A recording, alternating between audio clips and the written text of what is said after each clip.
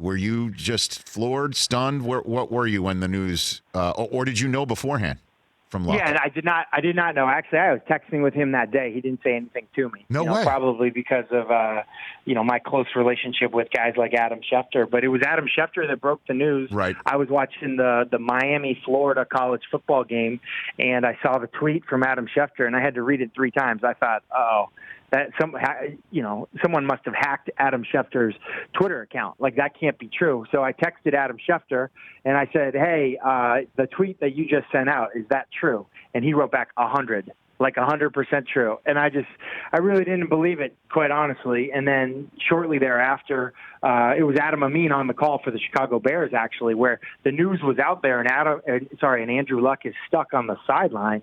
It was this really surreal situation where you had Adam Amin and Jim Miller talking about it on television. You have Indianapolis Colts fans taking off their Andrew Luck jerseys. They can't believe it. Not how they expected a third preseason game to go.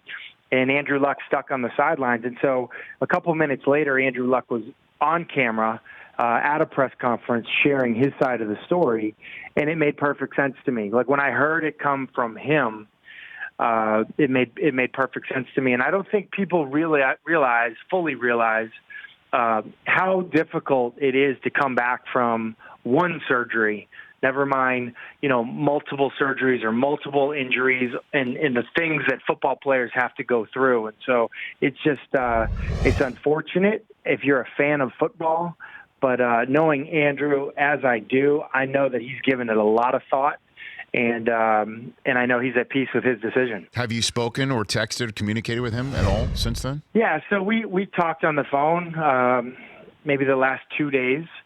And he 100% believes that he is done with football.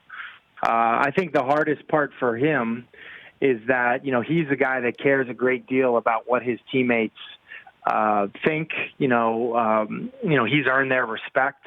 And I think he wanted to make sure that his teammates weren't going to resent him or feel negatively towards him. But he talked to a lot of those teammates, I think, even before it broke. And, those guys were very positive, thanking him for what he's meant in their career, thanking him for the kind of teammate that he was. And quite remarkably, in my mind, keeping the secret. Like, for the amount of teammates that he talked to, for them to keep the secret is a testament to the relationships that he's forged in his locker room and the respect that guys have for him. And I mentioned it, to my wife. I said, it's not only the guys in the locker room that he shares, the teammates that respect him. He's one of those guys that every opponent, every coach that goes up against him really has a tremendous amount of respect for him. And that's not always the case. Sometimes you don't respect guys that you play against. You feel like they're overrated or things like that. But I don't think anyone would say that about Andrew Luck. For more of The Rich Eisen Show, tune to Audience Channel 239 on DirecTV for free on BR Live or download the Rich Eisen Show app.